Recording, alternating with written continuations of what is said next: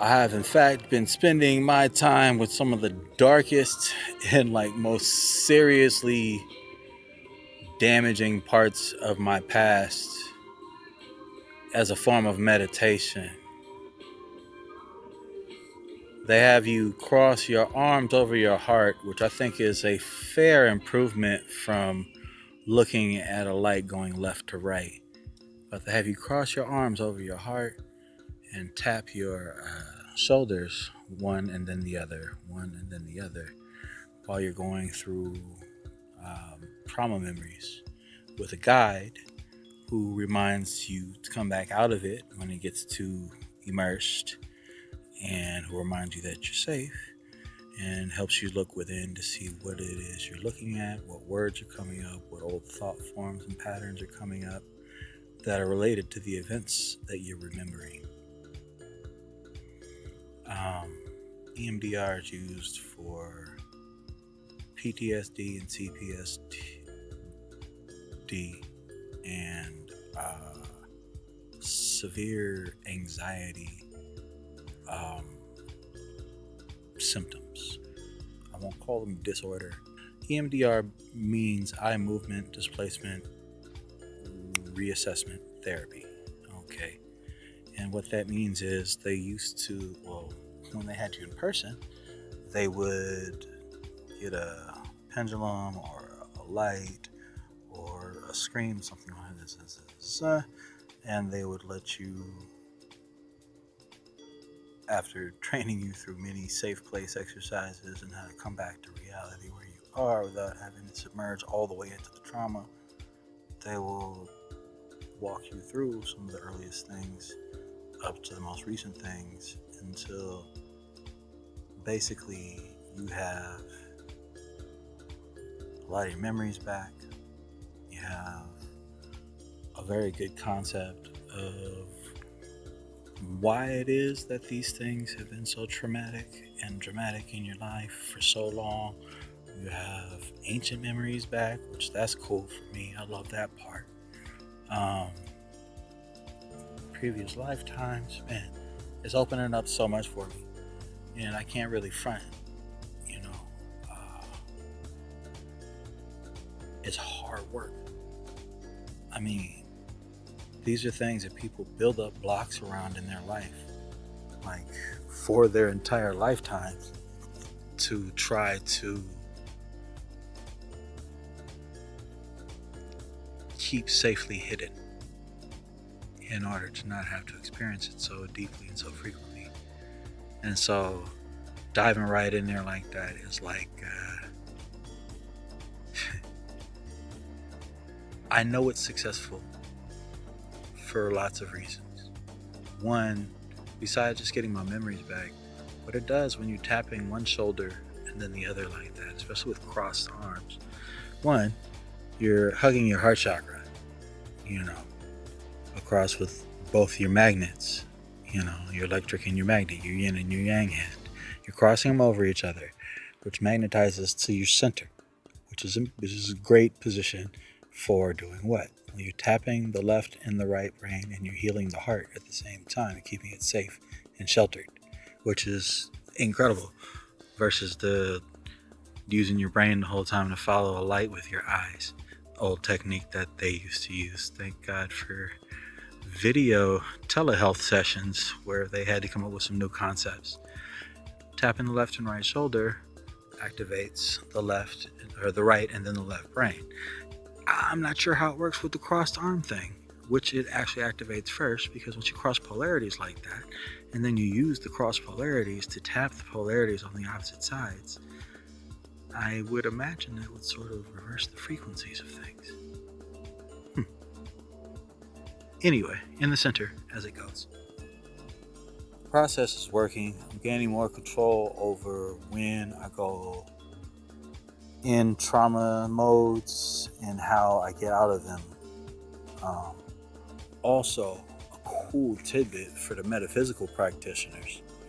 So, I've been doing this kind of work with other people for a long time and asking them to look within while I was also looking within with them. but I've never really had the opportunity until recently with this EMDR to do the exact work on myself. I generally will take looks around through and at my chakras, but I don't look into the general centers with psychic energy on a regular. I just work with it as an energetic body in a field of vortex of physical, spiritual energy. However, I've been able to use a lot of those inner sight techniques during these sessions. And usually at the end of an EMDR session, they'll be like, all right, welcome back. Remember your safe place. Go ahead and calm it down. Come back to the room. Blah, blah, blah, so on and so forth. And usually pretty much a mess by then. And they're like, whatever it was that was on your plate, whatever it was that you left off on, open up your safe space that you keep to put things away like that and put it away. This is all mental visualization, okay, that I learned to improve mostly because of meditation, mostly because of Starhawk. Most honestly, Starhawk and the Spiral Dance was an excellent book about meditations that I had learned that were different than Eastern meditations. And it was great. It taught me a lot. Okay. But what I do with other people generally is when I see what's going on, I ask them if I have their permission to facilitate the highest and best clearing for all energies involved. In those words, exactly. Okay? If they say no, well, I gotta pack up my things. Say the highest prayers that I could say for all involved on my end of things and for the space and for the person to the best of their ability in the future. But I cannot continue the ceremony at that point. It's like, nope, you do not have my permission to clear this stuff. I want to keep it and I want to go through it as my stuff, and I have every right to do that. And I agree with that. Some people want to process their own shit. They go to a healer to see if it's legit. And they're like, thank you, and then they're out the door. But most of the people say yes. And what that involves is calling on a lot of light workers and higher beings and benevolence and love and unconditional love and, oh my God, Tara and Kuan Yin. I can go so far depending on how much energy there is in the field that needs to be cleared. But it doesn't take much when two people pray together, when two people meditate together, when two people hope for the best together, when two people cry together or tell each other stories to each other. That's just two people. It creates such an energetic burst to share experience with each other. So, a good friend of mine used to always remind me I don't perform healing, I facilitate healing with the assistance of healing itself. And maybe it's a way to not get caught up in the egotism about me is doing this work, it takes me to finish it off. Oh, you won't let me fix you. Oh my God, fix you? There's nothing wrong with you. This world is full of war. How many times can you watch a movie without like at least 20 minutes worth of gunshots happening at some point? These days. Or somebody dying or some extremely tragic scenario happening. Unless you're stockpiling documentaries. And even that, we've got to the point where the tail is wagging the dog, it would appear. And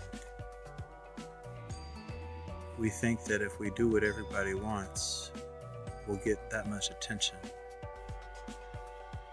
And that much more attention because, well, it's what everybody wants, man. but is it what they need?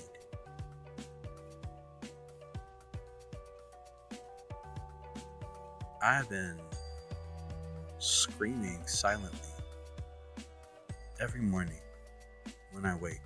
If it doesn't happen when I wake up, I'm like, must have had a good sleep, must have did something positive in my dream space last night. I don't quite remember, but whatever it was, everything's clear today. But it's not because I'm crazy, it's not because of voices, all that shit I got under control at this point when it comes to how I have to manage it. I manage it. I don't just let it go. If I let it go, I end up with pains and sores in my body. I'll end up with rashes and bruises and cuts that I have no idea where they came from. I'll get real sick if I just let it continue to drain me, whatever these energies are. Okay. I could say a lot of stuff about what I think things are. I could say everything from hungry ghosts to interdimensional being to interstellar. Oh man, I got some UFO experiences for sure. You know, and not the kind that you get at Burning Man. Although some of those are pretty trippy too. You know, especially the group ones. Oh, that's another story. EMDR is not, I wouldn't recommend it to anybody who's just gone through a severe trauma. You know, if someone really important to you just died, you need to be spending a lot of time with you and your family, and then with you. You know, and processing that in ways that you can express in private, so nobody can make fun of you or make you feel like you can't express those things as often as possible.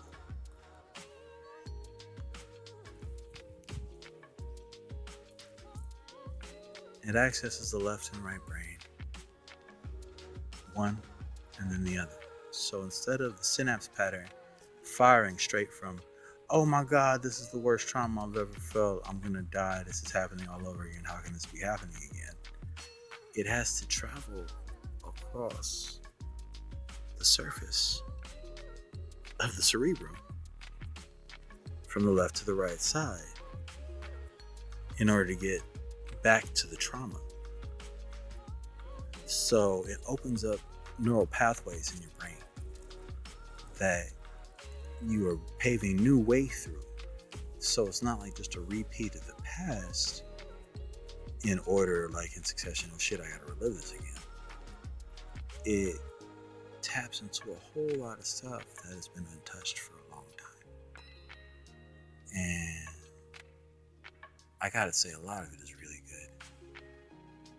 Because so much of my memory is blocked from my childhood, I feel like sometimes, wow, my childhood must have been really just tumultuous. And it was. Fucking depressive. Because gunshot, goddamn gunshot New Year's, gunshot 4th of July, gunshot every day, shooting corner to corner. I don't have the most structured childhood when it comes to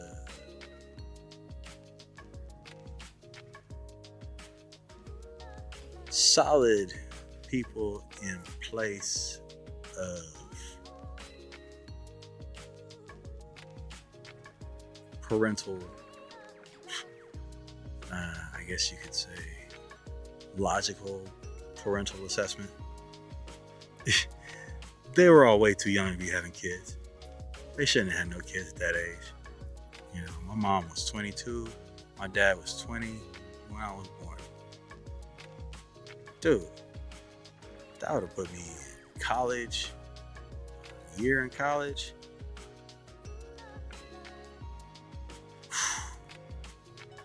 I can't imagine having to take care of a child at the age of 20, let alone 16, let alone 13. I thought it was going to be a lot of emotional processing, and it is. It is. I was doing it once every 3 weeks for a while. I had switch it to a month to get it right. You know, because it was just too much to process so early, so quickly in the very beginning. But now that I've had some time away, at least an extra week, I'm looking forward to the next session. I can go inside and see the mechanisms and how they're firing and how they're misfiring. And I can switch the visualization. If it's spinning the wrong way, I spin it the right way. If it needs to be purged, I purge it and replace it with unconditional love light, which is roughly the color of rose quartz to roughly angel quartz, which is roughly a pink to a fuchsia, pink white to a fuchsia. Unconditional love light. Okay. Every chakra has a light frequency. There are more chakras between the chakras and between the chakras and between the chakras if you really want to get down to it. If everything is running on electrical impulses in the body, and all those electrical impulses are connected through the nervous system of the brain, then the body's a brain, right? So why are we looking at our head as where we keep our thoughts? Perhaps because we hear them between our ears.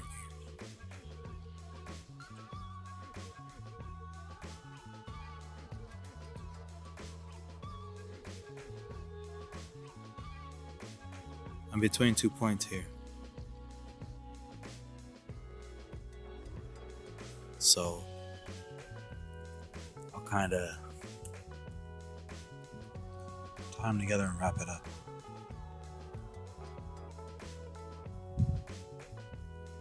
I thought this was gonna make me weaker, honestly, for a long time.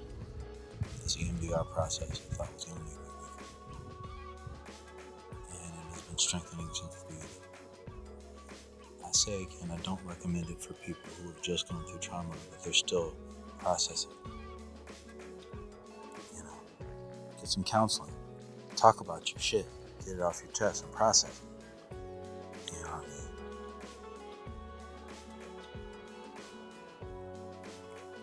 I'm trudging through the trauma. Why? Because I don't want to be on this fucking medication for the rest of my life. 1. 2. The medication doesn't make the fucking trauma go away. I had to, in real world time, make things happen. Or in visualized time, in my meditations, make things happen. Or make things happen in real world time with visualizations. Which is something I akin to casting, like fucking Harry Potter. Because it gets real world job done. Real world energy shift, real world healing gets happened when I do these things. Not just to me. If it was just to me, I would think I was a fool, honestly. And if it was just for other people, well, I would be a fool. Because if you're not practicing on yourself, what right do you have to even practice with other people? Who wants to work with a wounded healer if the wounded healer wants to stay wounded in order to heal you? That's like, hey, come here and let me get sick so I can help you out. It's kind of creepy, right? So, heal up, wounded healers. We're all wounded healers. Because we're all healing this shit right now. Feeling it as war. That's why I wake up screaming every fucking morning.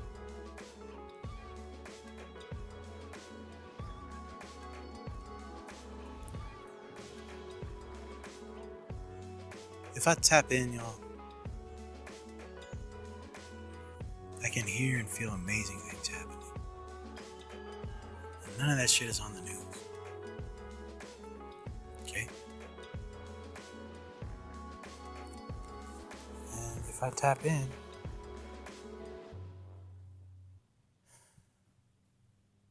especially during these times when everybody else is asleep on my side of the fence,